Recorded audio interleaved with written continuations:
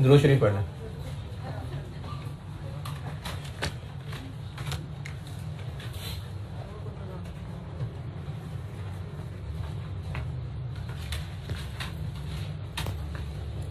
कल वाले सवाल में मैंने जनरल एंट्रीज भी कर दी थी और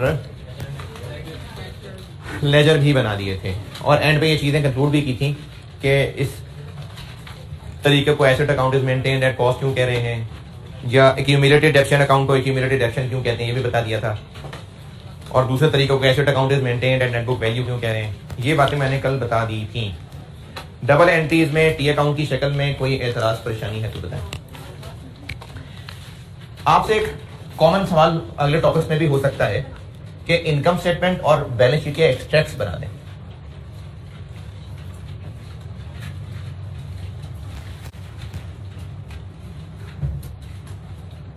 ये मैं कर रहा हूं पहले वाला, वो जो ये था मेंटेन एट कॉस्ट, ये उसका सॉल्यूशन बता रहा हूं। ये इस वाले का सॉल्यूशन है। इनकम स्टेटमेंट की पूरी एक शक्ल थी, सेल्स, कॉस्ट ऑफ सेल्स, उसमें ग्रॉस प्रॉफिट था, फिर अदर इनकम एक्सपेंसेस, फिर एंड पे नेट प्रॉफिट। ये एक पूरी इनकम स्टेटमेंट है। इसी तरह स्टेटमेंट ऑफ फाइनेंशियल पोजीशन का एक फॉर्मेट था, एसेट्स वाला एक पोर्शन था, उसमें भी दो हिस्से थे, non current assets, current assets. फिर दूसरा हिस्सा था, उसमें इक्विटी थी, non current liabilities, current liabilities, और फिर दोनों पोर्शंस के टोटल किए थे, जरा जरा सा याद हो शायद, और वो दोनों टोटल्स बराबर थे। ये तो हो गई मुकम्मल बैलेंस शीट और मुकम्मल इनकम स्टेटमेंट। बाद वक्त सवालों में ये पूछा जाता है कि आप इनकम स्टेटमेंट और बैलेंस शीट के एक्सट्रैक्ट्स बना दें। उसका मकसद ये होता है कि वो पूरा ट्रायल बैलेंस दिया हुआ सवाल नहीं होता, एक खास टॉपिक पे सवाल होगा। जैसे अभी इस सवाल में मैंने आपको सिर्फ मशीन खरीदने का तो डाटा दिया, बाकी सेल्स वगैरह तो नहीं बताई। अब आपसे अगर कहता पूरी इनकम स्टेटमेंट बना दें तो वो तो बना ही नहीं सकते। क्यों? क्योंकि चीजें है ही नहीं, है ही सिर्फ इस एक मशीन की इंफॉर्मेशन। इसी तरह आपको वो ये भी नहीं कहेगा कि पूरी बैलेंस शीट बना दें। क्यों नहीं बना सकते?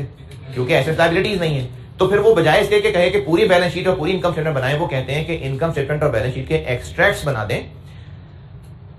यानी इस सवाल में जितनी चीजें हैं उनमें से जिसने इनकम स्टेटमेंट में जितनी अमाउंट से शो होना था, इस सवाल में जितनी चीजें हैं उनमें से जिसने जितनी अमाउंट से बैलेंस शीट में शो होना था, बस वो बता दें। जैसे क्रिकेट की मिसाल देता हूं, चलें। एक टीम का इनिंग खत्म होने के बाद एक स्कोर कार्ड, उसमें पूरी टीम की लिस्ट होगी, पूरे 11 खिलाड़ियों के नाम आ रहे होंगे, सब अपनी अपनी खेल चुके, बैटिंग टेस्ट मैच है, बॉल्स, स्कोर सब आ रहा होगा ना। ये कंप्लीट स्कोर कार्ड है, कंप्लीट।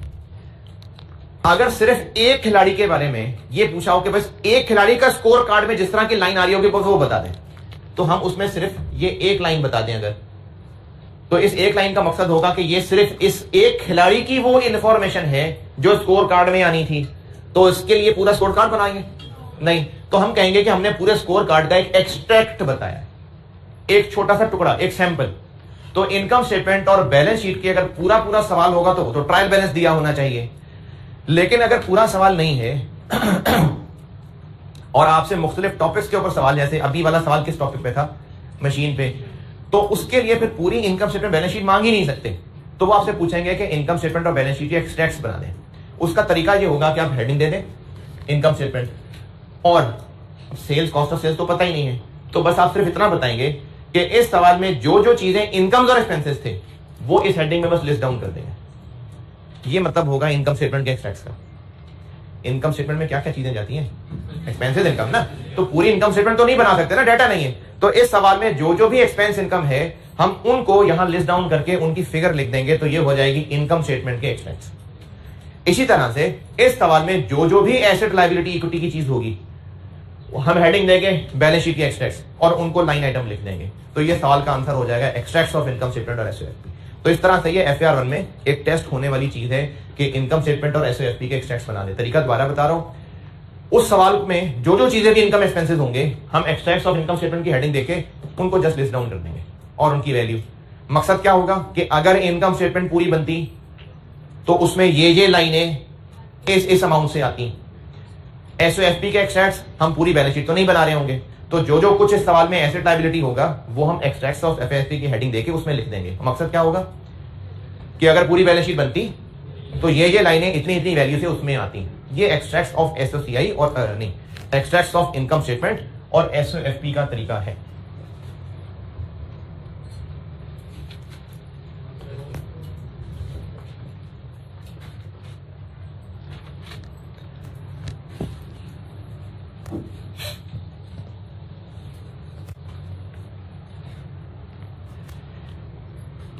ये वाला कर रहा हूं पहले। इनकम स्टेटमेंट में क्या क्या चीज आएगी इस पूरे सवाल से?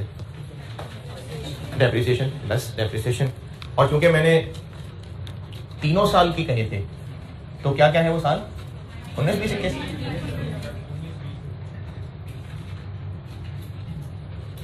इस सवाल में एक ही चीज है डेप्रिसिएशन, वो हम यहां पर लिख देंगे। कितनी? 80,000। ये हमने 19, 20 और 21 तीनों के बता दिए कि इनकी इनकम स्टेटमेंट बनती तो एक्सपेंसेस में डेप्रिसिएशन के नाम से ये लाइन इतनी इतनी फिगर आ रही होती। ये इनकम स्टेटमेंट के एक्सपेक्ट्स हो गए।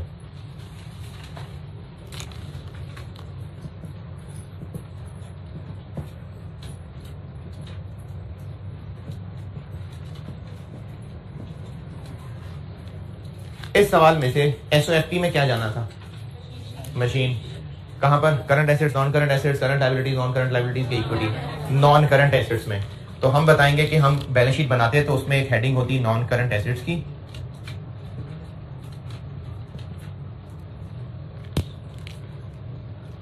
और उसमें मशीन की फिगर दिखाते।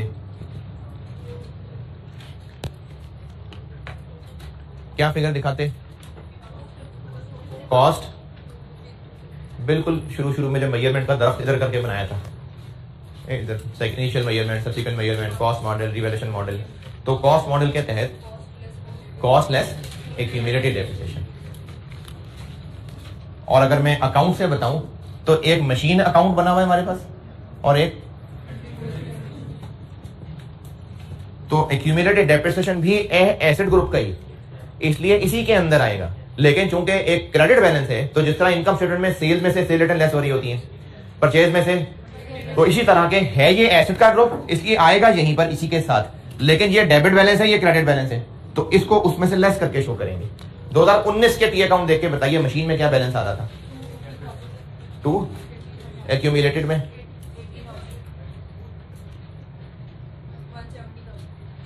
2020 में देखिए मशीन के अकाउंट में क्या बैलेंस आ रहा है,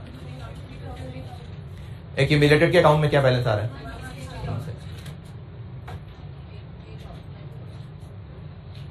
2021 में मशीन अकाउंट में क्या बैलेंस आ रहा है, एक्यूमुलेटेड ऑप्शन में 10,000। ये हो गए इस वाले तरीके के इनकम स्टेटमेंट और बैलेंस शीट के एक्सपेंस कि जो डेप्रिसिएशन अकाउंट का बैलेंस था वो पीएनएल में चला जाता गया, और जो मशीन और एक्यूमुलेटेड ऑप्शन का बैलेंस था वो यहां बैलेंस शीट में आ गया।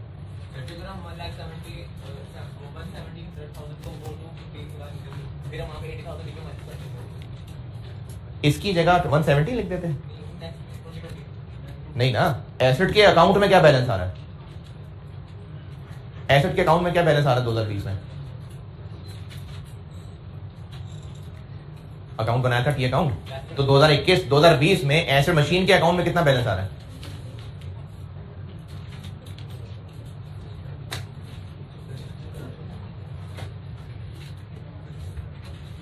मशीन के अकाउंट में 2020 में कितना बैलेंस आ रहा था? सीडी 250 आ रहा था ना, तो 250 लिख दिया। एक्यूमुलेटेड में इतना सीडी आ रहा था, ये लिख दिया। उनके बैलेंसेस ट्रायल में जाने थे, उन दोनों के ट्रायल से बैलेंस शीट में आने थे, ये मैंने वही लिखे। Asset account maintained at cost वाले को सॉल्व किया मैंने, उसमें जो मशीन अकाउंट और एक्यूमुलेटेड डेप्शन के अकाउंट में बैलेंसेस आने थे सीडी, वही ट्रायल में और ट्रायल से बैलेंस शीट में आने थे ना, ये मैंने वही लिखे हैं। और डेप्रिसिएशन का बैलेंस ट्रायल में और ट्रायल से आगे इनकम स्टेटमेंट में, मैंने वही लिखा। बैलेंस शीट में ट्रायल बैलेंस के जो अंदर बैलेंस है वही आ रहे होते हैं ना, और ट्रायल बैलेंस में बैलेंस कहां से आते हैं? टी अकाउंट से। तो मैंने वही किया है, मैंने वो अकाउंट के बैलेंसेस बस यहां पर लिखे हैं। वहां अगर पूरा साल होता तो वो जो टी अकाउंट के बैलेंसेस थे वो कहां जाते हैं? ट्रायल में। ट्रायल से आगे यहां आते हैं ना, तो मैंने वही लिखा है।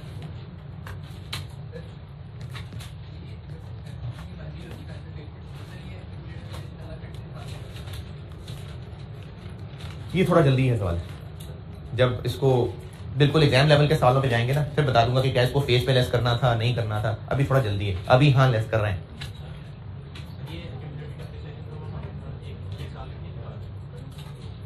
एक्यूमुलेटेड डेप्शन 1 साल की है बस, वो डेप्रिसिएशन फॉर द ईयर है।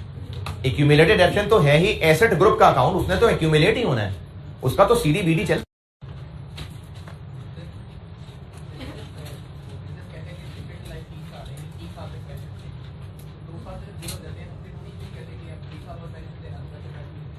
क्योंकि ये जो पीपीई है वो एज अ क्लास वो है ही नॉन करंट।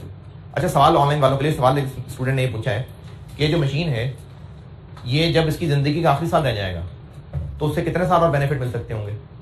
बस 1 साल। तो क्या फिर भी उसको नॉन करंट में लिखें या करंट में लिख दें? सवाल ये है। तो बिजनेस के पास एक मशीन, एक कुर्सी, एक टेबल तो नहीं होती ना, पूरी क्लासेस तो मशीन में और बहुत सारी मशीनें होंगी, तो उसको मशीन, प्रॉपर्टी, प्लांट, इक्विपमेंट को नॉन करंट एसेट्स में दिखाया जा रहा होता है। उसमें से एक एक कुर्सी, एक एक मेज ये नहीं देखते कि इसने अगले साल में खत्म हो जाना, उसको करंट में लिख दें। पीपीई नॉन करंट एसेट्स में लिखे जाते हैं। इन फिगर्स, इन बैलेंसेस से रिलेटेड कोई मुश्किल परेशानियां तो बताएं। मैंने कल डबल एंट्रीज भी कर दी थी, टी अकाउंट के बैलेंस भी कर दिए थे, उनको सिर्फ मैंने यहां लिखा है। तरीका यह बताया है कि अगर ये प्रॉपर ट्रायल बैलेंस वो जो शुरू में पड़ा था उसका सवाल होता तो फिर ये जो हमने टी अकाउंट में बैलेंसेस निकाले थे ये ट्रायल में जाते, और ट्रायल में और भी बहुत सारे आ रहे होते, उनसे पूरी की पूरी इनकम स्टेटमेंट, पूरी की पूरी बैलेंस शीट बनती। लेकिन इस सवाल में तो डाटा नहीं है, तो इसी तरह से इस सवाल में फिर रिक्वायरमेंट में यह भी नहीं कहा कि पूरी इनकम स्टेटमेंट बनाए, बल्कि कहा है कि इनकम स्टेटमेंट के एक्सट्रैक्ट्स बना दें, बैलेंस शीट के एक्सट्रैक्ट्स बना दें। और इसका मेथड मैंने ये बताया। ये एग्जाम लेवल का सवाल, ये एग्जाम लेवल डिफिकल्टी नहीं है, लेकिन ये एग्जाम की चीज है कि आपसे इनकम स्टेटमेंट और एसओएफपी के एक्सट्रैक्ट्स पूछे होंगे। तो उसका तरीका यह है कि सवाल में जो कुछ भी है उसमें से जो भी जितनी वैल्यू से इनकम स्टेटमेंट में जाता, बैलेंस शीट में जाता, वो हमने बस लिख के दिखाना है। तो ये होंगे इनकम स्टेटमेंट और बैलेंस शीट के एक्सट्रैक्ट्स।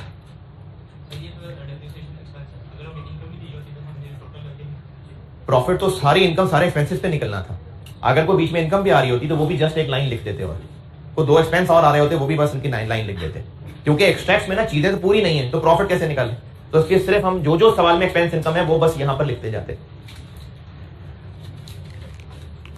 और अगर asset maintained at net book value है तो इनकम स्टेटमेंट और बैलेंस शीट में क्या क्या आता?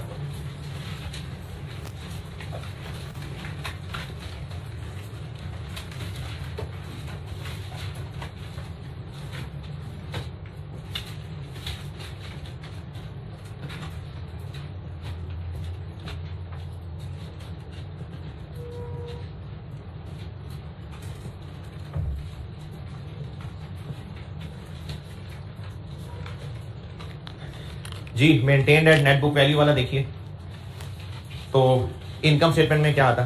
डेप्रिसिएशन कितनी 80,000।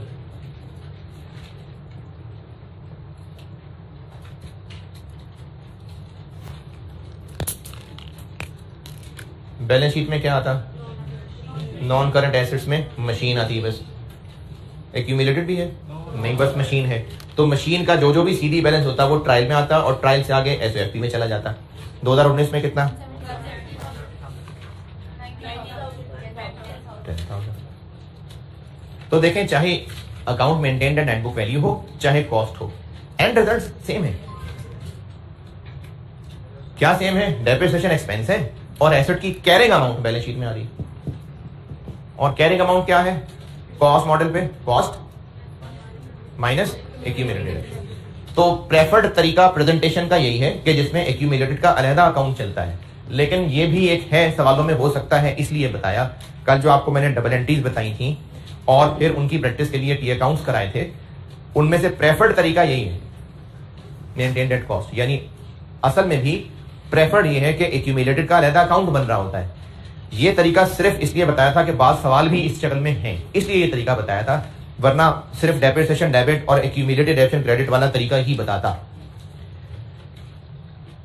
चलो जी, डेप्रिसिएशन की कैलकुलेशन भी बहुत हो गई, अकाउंटिंग एंट्रीज भी बता दी, टी अकाउंट भी बता दी, और आगे बढ़ते हैं जी। वो कितना है? हमें तो सिर्फ एक ट्रांजेक्शन पता थी ना, और तो नहीं पता कैश का बैलेंस कितना है। हमें सिर्फ एक अमाउंट पता थी कि 2,50,000 का ऐसे खरीदा था, मशीन डेबिट कैश क्रेडिट, उसके अलावा तो पता ही कुछ नहीं कैश में। अगर आप कैश का अकाउंट बनाएं तो ट्रांजेक्शन भी नहीं पता। इस सवाल में कैश की सिर्फ एक ट्रांजेक्शन पता है, अगर आप उसका अकाउंट बना भी लें तो कैश का बैलेंस क्रेडिट बैलेंस आ जाएगा, तो यानी हमारे पास नेगेटिव कैश है, नहीं हो सकता ये। तो कैश के बारे में और डाटा ही नहीं, इसलिए इसको छोड़ दिया था।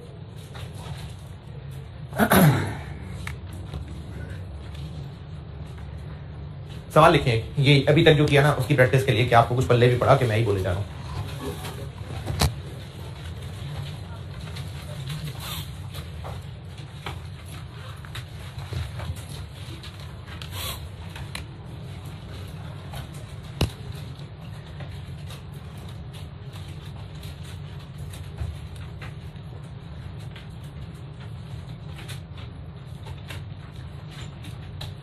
Cost of machine, cost of machine,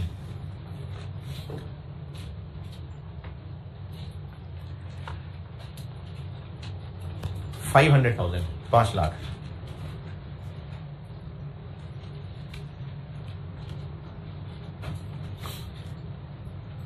useful life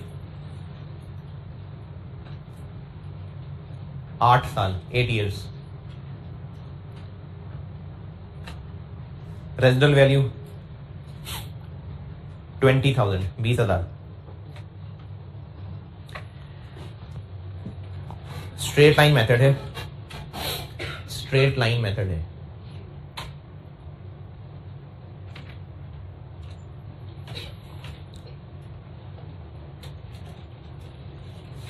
accounting year जनवरी से दिसंबर है।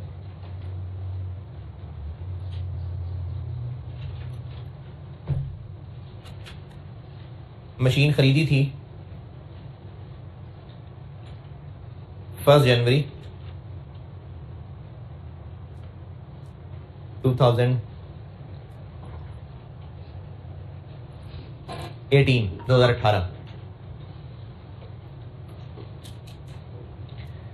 अच्छा, आपसे अभी रिक्वायर्ड है मशीन का अकाउंट, एक्यूमुलेटेड डेप्शन का account, extracts of income statement और एक्सट्रैक्ट्स ऑफ एसओएफपी, सिर्फ for the year ending 31 December 2021। Machine का अकाउंट पूछा है, एक्यूमुलेटेड डेप्शन का अकाउंट पूछा है, इनकम स्टेटमेंट के एक्सट्रैक्ट्स, एसओएफपी के एक्सट्रैक्ट्स सिर्फ 1 साल के पूछे हैं, और वो साल है 2021, जो कि 31 दिसंबर 21 को खत्म हो रहा है।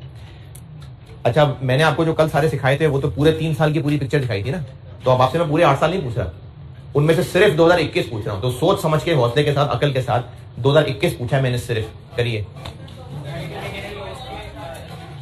अगर एक्यूमुलेटेड डेप्शन का अकाउंट अलग पूछा है तो यकीनन मेंटेनेड कॉस्ट वाला तरीका है। फिर सिर्फ 2021 पूछा है मैंने, तो सोच समझ के, अकल से।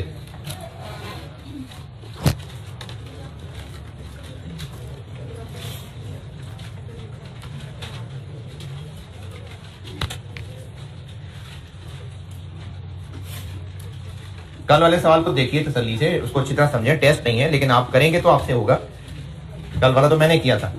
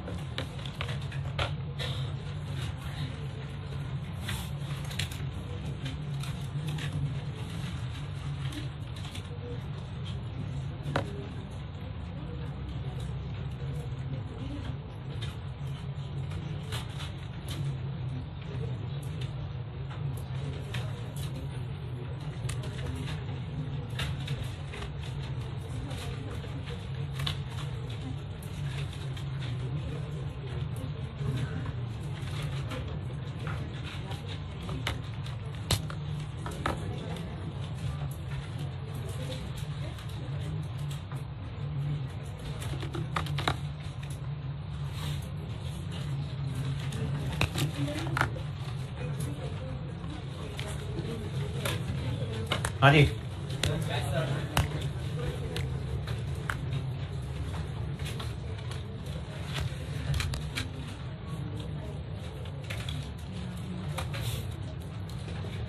अच्छा मैंने एंट्रीज भी नहीं मांगी थी और सिर्फ 1 साल का अकाउंट कहा है, सिर्फ 1 साल का। जद्दी पुश्ती का अकाउंट नहीं बनाना। मैं असल में है वो तो आपने सोचना था कि उसके बगैर हम कर सकते हैं कि नहीं कर सकते। जिन्होंने पैदाइश से लेके आगे तक अकाउंट ही सारा बना दिया, ठीक है चलो सीख रहे हैं अभी नए, लेकिन रिक्वायर्ड तो मैंने नहीं किया था। मैंने तो सिर्फ 21 पूछा था है? हाँ।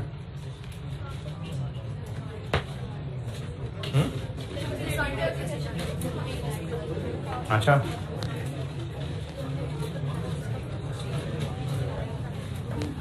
चलें ठीक है तो देखेंगे।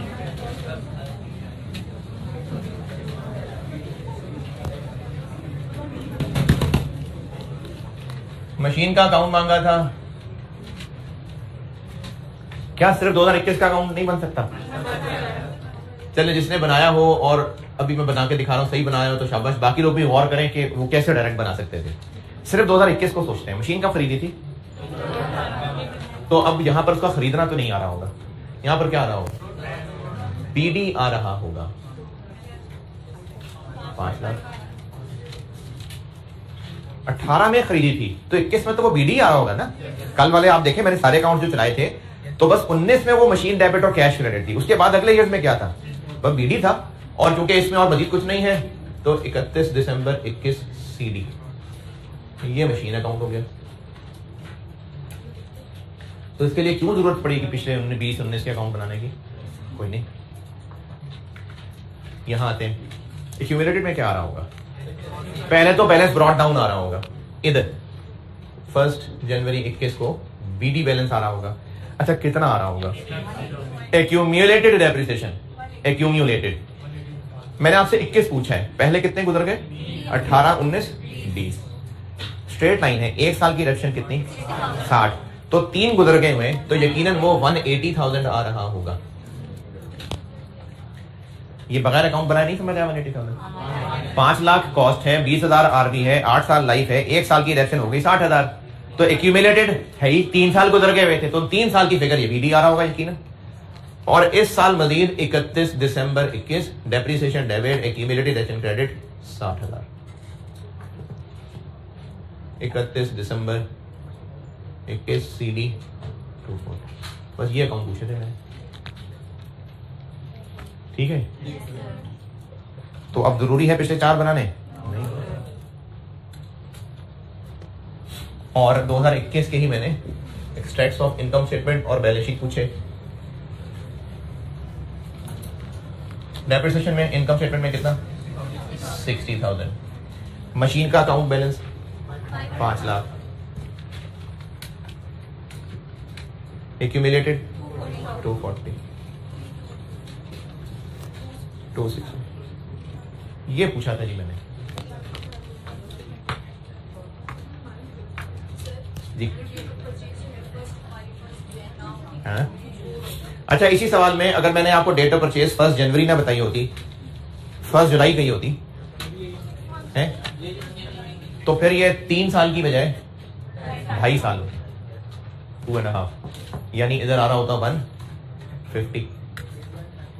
दोबारा अगर मैंने यहां पूछा होता कि बताया होता कि 1 जनवरी नहीं 1 जुलाई को खरीदा था, तो 18 में 6 महीने, 19 पूरा, 20 पूरा, तो 2.5 साल डेप्रिसिएशन हुई होती ना। तो यहां पर वो 2.5 साल।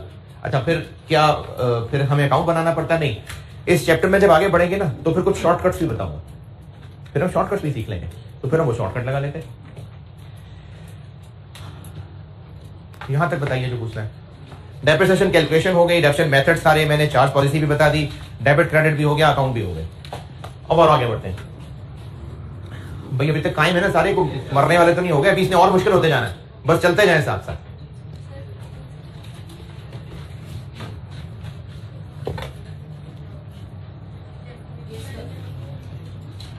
करने नोट कर लें।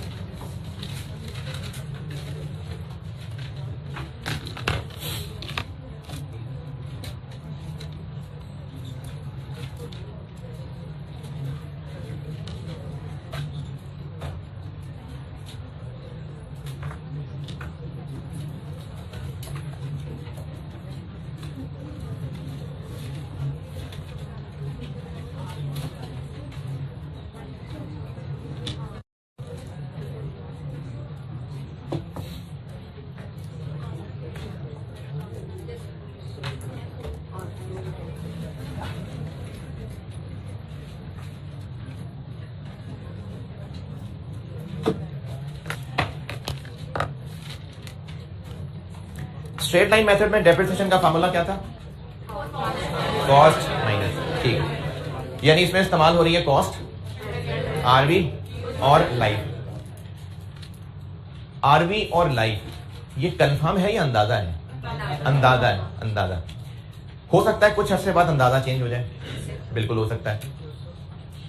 जैसे बच्चा सीए शुरू करता है ना, तो उसके घर वाले अंदाजा लगाते हैं, वो अंदाजा लगाता है कि 2 साल में कैफ हो जाएगा, फिर उसके बाद आर्टिकल मिल जाएंगे, फिर 3.5 साल में ये हो जाएगा, फिर 1, 2, 3 साल गुजरते हैं, फिर अंदाजा बदल जाता है, चलो ठीक है 5 साल में कैफ हो जाएगा, अंदाजा चेंज हो जाता है ना।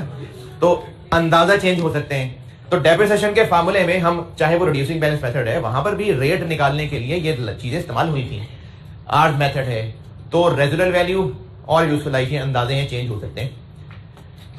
कॉस्ट में कल कोई एडिशन हो सकती है? नहीं, कॉस्ट में एडिशन हो सकती है? नहीं हो सकती, कल कोई एडिशन नहीं हो सकती कुछ अर्से बाद।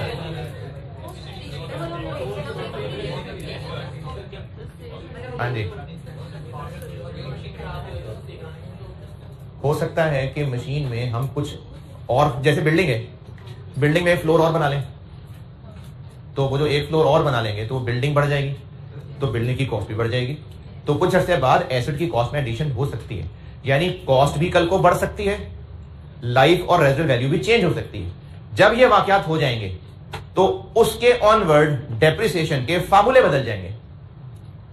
नहीं, फार्मूले नहीं बदल जाएंगे, उन फार्मूलों में इस्तेमाल होने वाली वैल्यूज बदल जाएंगी कि नहीं? देखें, अगर कुछ अरसे के बाद अंदाजा बदल जाता है, पहले सोचा था कि एसेट की यूजफुल लाइफ 8 साल होगी, 2-3 साल गुजरने के बाद लग रहा है नहीं 8 नहीं है तो 5 में बस हो जाएगा, तो एस्टीमेट चेंज हो गया। तो डेप्रिसिएशन के फार्मूले में जो 8 यूज करते थे, अब भी 8 ही यूज करते रहेंगे, चेंज करना पड़ेगा ना। इसी तरह से रेजिडुअल वैल्यू का एस्टीमेट चेंज हो गया। तो कुछ अरसे के बाद हो सकता है डेप्रिसिएशन की कैलकुलेशन के इनपुट्स चेंज हो जाए, इनपुट्स। तो अब ये पढ़ाने लगा हूं कि एक तो वो कब कब चेंज होते हैं, और दूसरा अगर चेंज हो जाए तो क्या करना है, ये पढ़ाने लगा हूं।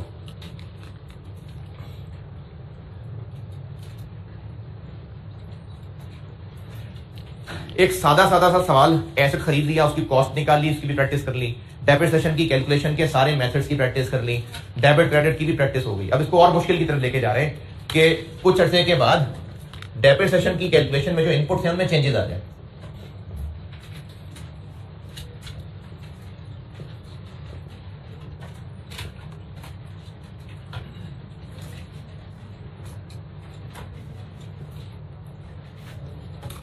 इसमें 4 मौके होंगे, 4 मौके होंगे जिनमें ये वाला काम जो अब पढ़ाने लगा हूं ये अप्लाई होगा। 4 मौके होंगे आगे चल के कि जब डेप्रिसिएशन की कैलकुलेशन के इनपुट में चेंजेस आएंगे।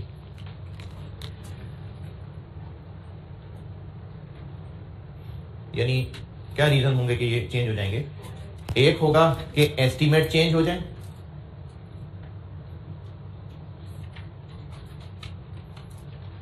एक मौका होगा जहां पर हम एसेट के ऊपर कुछ एडिशन कर देंगे, कैपिटल एक्सपेंडिचर, कुछ सुनी सी है बात, शुरू में मैंने बताया था कैपिटल एक्सपेंडिचर। तो सब्सिक्वेंट कैपिटल एक्सपेंडिचर मैंने यही है जो मैंने कहा, बिल्डिंग में फ्लोर और बना लेंगे तो उससे बिल्डिंग में एडिशन हो जाएगी, तब हमें इनमें चेंज लानी पड़ेगी। एस्टीमेट चेंज आ गए तो हमें डेप्रिसिएशन के फार्मूले में चेंज करनी पड़ेगी। फिर एक मौका होगा रीवैल्यूएशन, तब चेंजेस करनी पड़ेंगी। और फिर एक मौका होगा इंपेयरमेंट, तब चेंजेस करनी पड़ेंगी।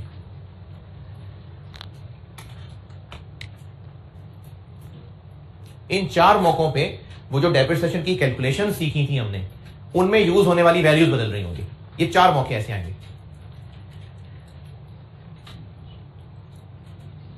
जी।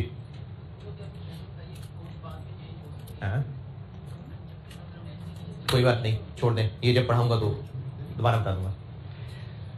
इस वक्त ये जो मैं बताना चाह रहा हूं, ये बात मैं समझा पाया हूं कि हम क्या करने लगे। हम जो डेप्रिसिएशन कैलकुलेट कर रहे थे, जैसे पिछले सवाल की मिसाल ले लेते हैं, 5 लाख कॉस्ट वाला एसेट था, हर साल डेप्रिशिएट हो रहा था 60 हजार, सब हंसी खुशी रह रहे थे।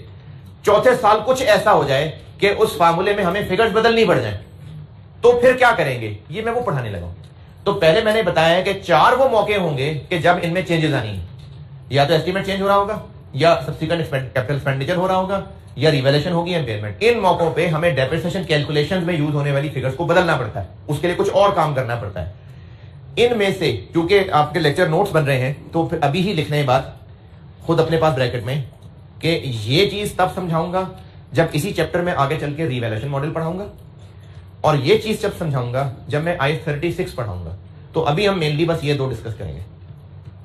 अभी मैंने अभी जो हेडिंग दे दी है ना, तो पढ़ाने लगा तो हेडिंग दी है, तो अभी मैं ये दोनों चीजें पढ़ाने लगा, क्योंकि ये कब पढ़ेंगे इसी चैप्टर में आगे चल के जब रिवैल्यूएशन मॉडल पढ़ाऊंगा तो ये डिस्कशन वहां कवर हो जाएगी। जब IS-36 पढ़ाऊंगा तो ये चीज वहां कवर हो जाएगी। तो इसलिए अभी जो मैंने टॉपिक हेडिंग दी है उसमें मैं बस ये दो चीजें सिखाऊंगा, फिर और आगे IS में बढ़ जाऊंगा।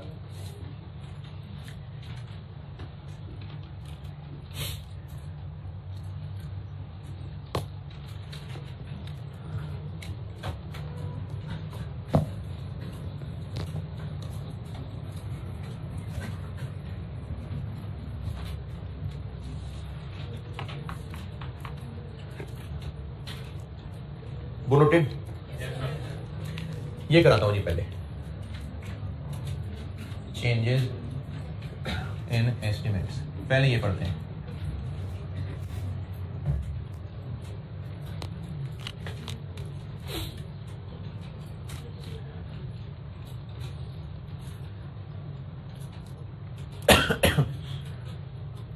पहले ये बताने लगा डेप्रिसिएशन की कैलकुलेशन से रिलेटेड एस्टिमेट्स होते क्या क्या है।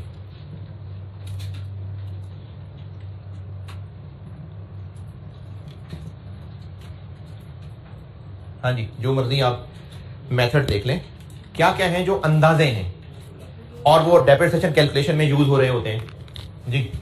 यूजफुल लाइफ, बिल्कुल ठीक है, ये अंदाजा है। रेजिडुअल वैल्यू, बिल्कुल ठीक है, ये अंदाजा है। डेप्रिसिएशन रेट वो लाइफ के साथ ही कह देता हूं, अच्छा ठीक है, और मैं क्या लगे लिख देता हूं डेप्रिसिएशन रेट, ठीक है, अंदाजा है। और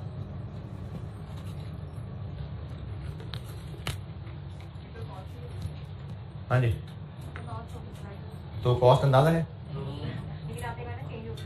नहीं, वो तो यहां बताऊंगा ना, इधर अंदाजा, कॉस्ट अंदाजा है, नहीं पता है कितने का खरीदा है। और क्या अंदाजा है? यूजेज पैटर्न अंदाजा है, यानी डेप्रिसिएशन मेथड अंदाजा है।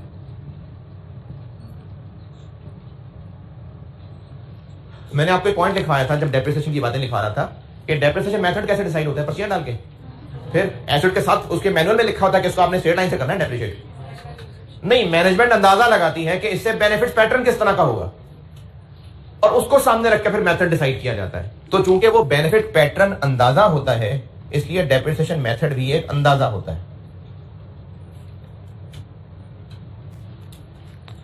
तो ये होते हैं अंदाजे। अगर कुछ अरसा गुजरने के बाद इन अंदाजों में आ गई चेंज, तो उसको कैसे हैंडल करना ये बताने लगा। मिसाल से समझाता हूं, मिसाल से समझा रहा हूं जी।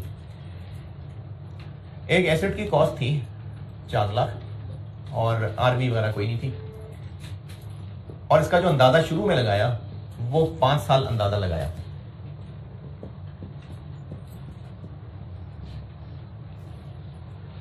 स्ट्रेट लाइन मेथड है, डेप्रिसिएशन कैसे कैलकुलेट हुई होगी। हाँ जी, आरबी कोई नहीं है तो 0 जी, 80,000। पहले साल भी डेप्शन चार्ज हो गई, दूसरे साल भी डेप्शन चार्ज हो गई, तीसरे साल भी डेप्शन चार्ज हो गई। 3 साल जिंदगी के गुजर चुके हुए थे, चौथे साल में थे हम लोग, और मैनेजमेंट को लगा कि हमने सोचा था कि इसको 5 साल इस्तेमाल करेंगे, लेकिन ऐसे चल बड़ा अच्छा रहा है तो हम 5 नहीं, इसको मजीद इस्तेमाल कर लेंगे। तो चौथे साल में, यानी 3 साल गुजर चुके हुए हैं, ठीक है, 3 साल गुजर चुके हुए हैं।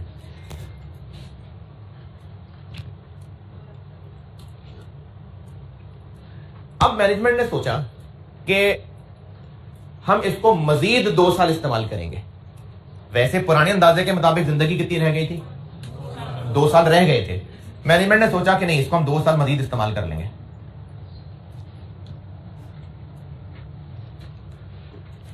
तो इसका मतलब है कि एसेट की लाइफ फिर 5 नहीं 7 हुई।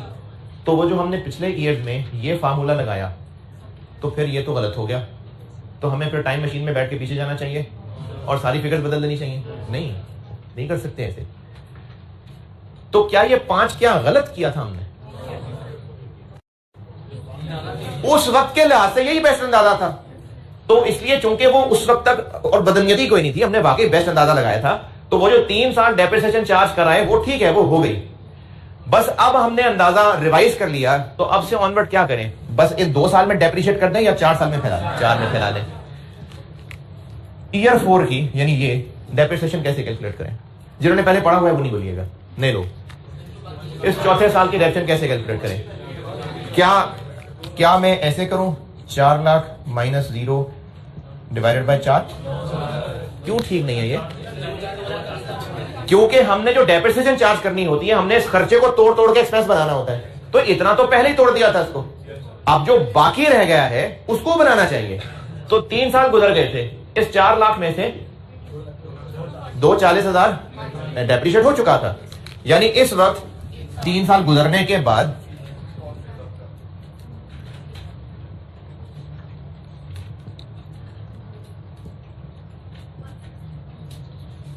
ये रह गया हुआ था। तो हमें फिर अब से ऑनवर्ड क्या करना चाहिए? इस बाकी बचे हुए को 7 पे डिवाइड कर दें। 7 पे क्यों नहीं? क्योंकि 3 हो गए, वो गुजर गए, तो इस बाकी बचे हुए को बाकी बची हुई लाइफ पे बांट देंगे। ये कॉन्सेप्ट है इसका कि जब एस्टीमेट चेंज हो जाए, मैंने तो एक मिसाल दी है ना स्ट्रेट लाइन की, लाइफ की मिसाल मैंने इस वक्त स्ट्रेट लाइन मेथड की और ईयर्स की एस्टीमेट चेंज की दी है, लेकिन इससे जो कंक्लूड कर रहा हूं वो यूनिवर्सल चीज कंक्लूड कर रहा हूं कि जब भी एस्टीमेट चेंज होगा, अभी लिख देता हूं अंग्रेजी और फिर प्रैक्टिस करते जाते हैं। जब भी एस्टीमेट चेंज होगा, तरीका क्या है? जो हो गया सो हो गया, जो बाकी रह गया उसको बाकी बची हुई लाइफ पे डेप्रिशिएट कर देंगे। और अगर ऐसे में अब कोई आरवी का एस्टीमेट भी बदल गया होता तो फिर वो नए वाली आरवी का एस्टीमेट ले लेते। अब इसको मैं अंग्रेजी में बता देता हूं कि एस्टीमेट चेंज को हम कैसे कंसीडर करें।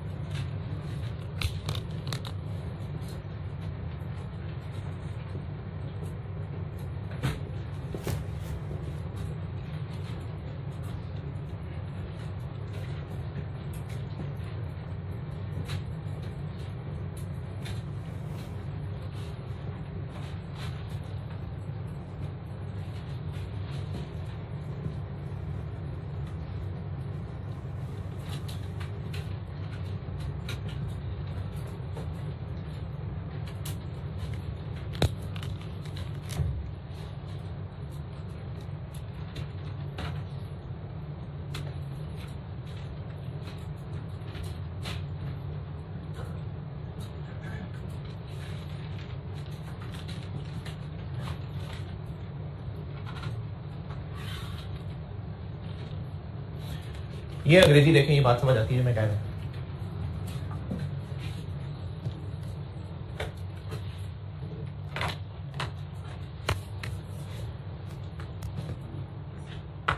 हाँ जी, मैंने भी ये सब वहां समझाया ना कि अब एस्टीमेट चेंज के बाद डेप्रिसिएशन कैसे कैलकुलेट करें। तो अब हम क्या करेंगे कि कॉस्ट की जगह पर बुक वैल्यू आ जाएगी और टोटल यूजफुल लाइफ की जगह रिमेनिंग यूजफुल लाइफ आ जाएगी। और अगर आरवी और मेथड के भी रिवाइज हुए हैं तो हम वो रिवाइज वाले लेंगे, लेकिन अगर रिवाइज नहीं हुए तो पुराने वाले यूज कर लेंगे। यानी अब जैसे मैंने यहाँ पर आरवी 0 यूज कर ली, अगर रिवाइज होती तो वो रिवाइज यूज कर देता। मेथड स्ट्रेट लाइन यूज कर लिया, वरना ऐसे हो सकता था कि पहले स्ट्रेट लाइन था, अब मैनेजमेंट फैसला करे कि नहीं अब रिड्यूसिंग होगा, तो अब से ऑनवर्ड क्या करते फिर? तो कॉन्सेप्ट दोबारा सुने, जो हो गया सो हो गया। अब जो अमाउंट रह गई और जो रिमेनिंग लाइफ रह गई, अब उसके हिसाब से डेप्रिसिएशन होगी। अगर मेथड और आरवी भी रिवाइज हो गई है तो रिवाइज वाली यूज कर लेंगे, और अगर रिवाइज नहीं हुई तो मेथड और आरवी पुरानी वाली यूज कर लेंगे। लेकिन कॉन्सेप्ट क्या है कि जो बाकी बच गई वैल्यू, जो बाकी बच गई लाइफ, अब उनके हिसाब से डेप्रिसिएशन कैलकुलेट होगी। चलिए इसकी करते जाते हैं प्रैक्टिस। लिख लें इसको, फिर प्रैक्टिस ही प्रैक्टिस करते हैं।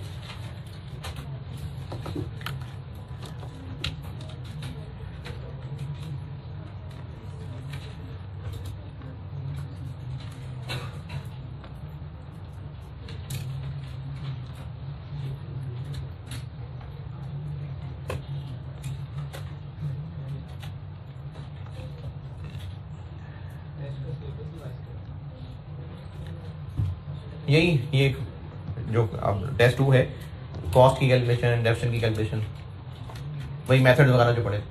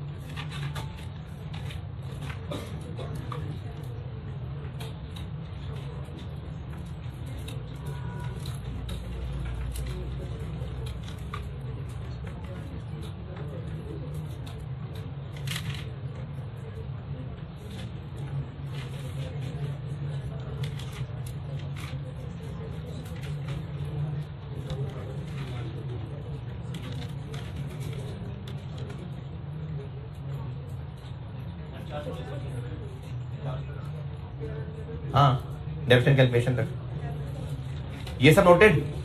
चले सवाल लिखें। अच्छा, ये जो मैं मिसाल समझा रहा था ये तो पूरी नहीं की। अब ऑनवर्ड ये होगा कि इसको डिवाइड करेंगे हम। चलो, ये फिर अब इधर 40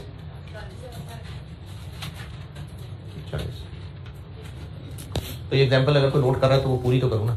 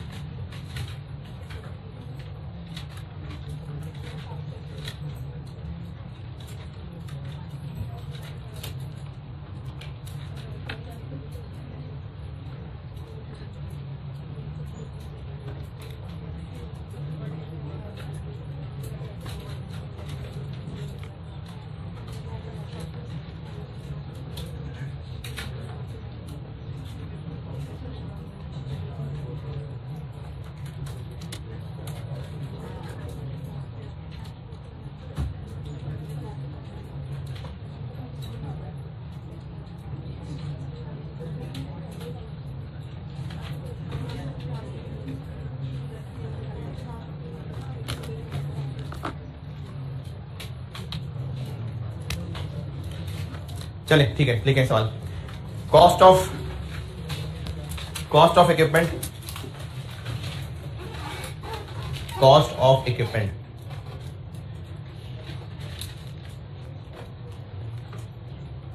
$480,000, 4,80,000। Residual value 30,000।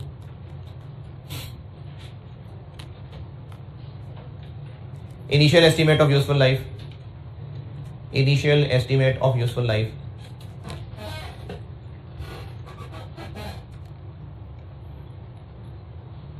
5 years.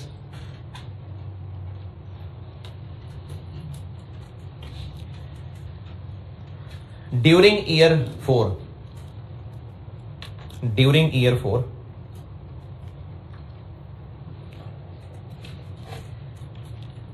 estimate of remaining life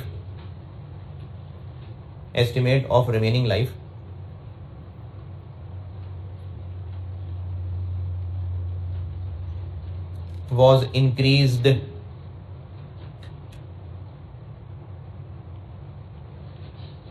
by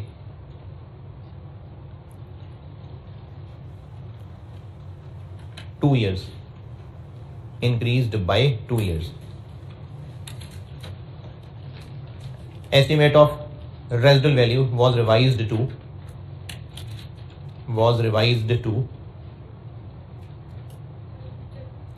estimate of residual value was revised to 10,000 रुपए। पहले कितनी थी? हाँ, तो वो रिवाइज होकर 10,000 हो गई और रिमेनिंग लाइफ 2 साल से बढ़ गई। आपसे रिक्वायर्ड है ईयर 4 की डेप्रिसिएशन बता दें। ईयर 4 की डेप्रिसिएशन बता दें। हाँ, ये आगे बात दिखा भी दूंगा आपको चल के, लेकिन अभी चलो ज़बानी बता देता हूँ। ड्यूरिंग का मतलब ईयर 4 का शुरू। कर लें सारे कर लें।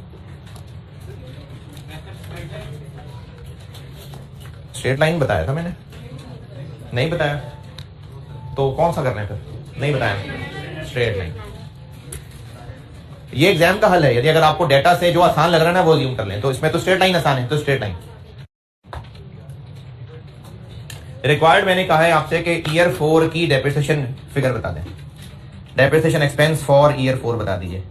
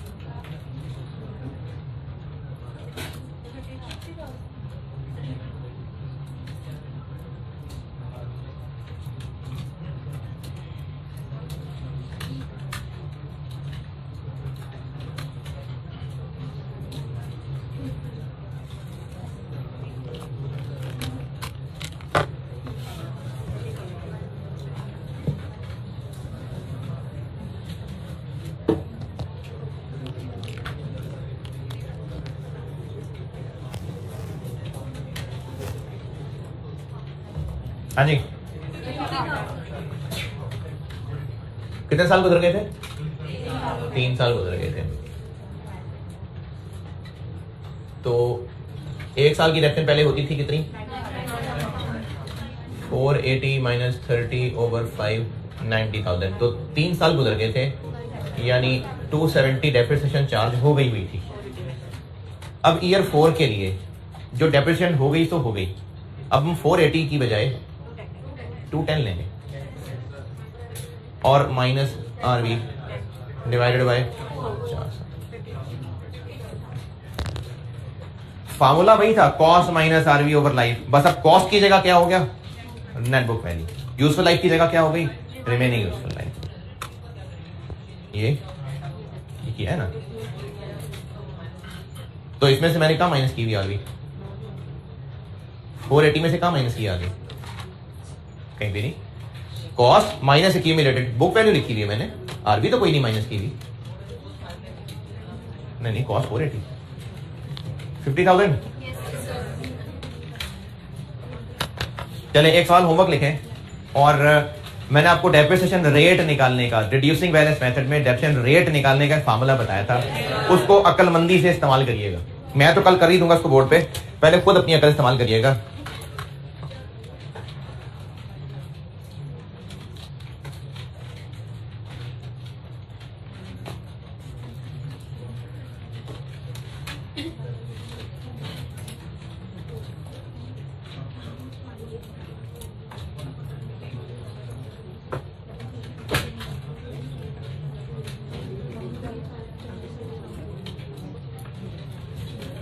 Cost of asset, cost of asset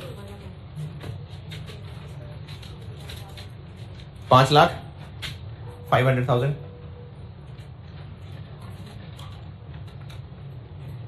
initial estimate of useful life, initial estimate of useful life 6 years।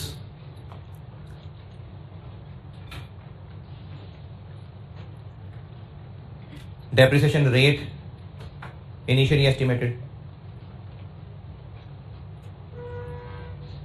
32%, 32% using reducing balance method, 32% using reducing balance method।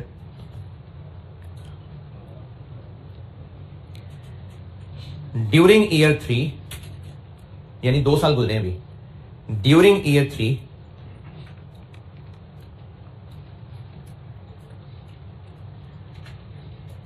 estimate of remaining life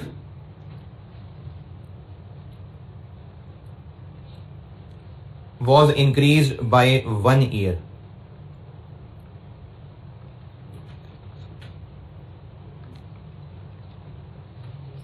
was increased by 1 year।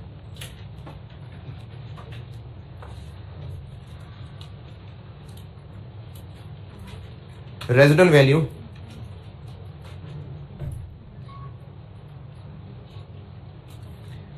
was revised to 10,000। पहले कितनी थी, क्या फर्क पड़ता है? तो क्या फर्क पड़ता है पहले कितनी थी? मैंने रेट आपको बता दिया था पहला, बस अब बता रहा हूं कि अब 10,000 है, तो रेट चेंज करना पड़ेगा कि नहीं? डेप्शन रेट नया निकालना पड़ेगा ना, क्योंकि पुराना वाला रेट 6 साल के हिसाब से निकला हुआ था, तो अब रेट चेंज होगा, तो वो नया रेट आपने कैलकुलेट करना है। रिक्वायर्ड है आपसे depreciation for year 3, depreciation for year 3।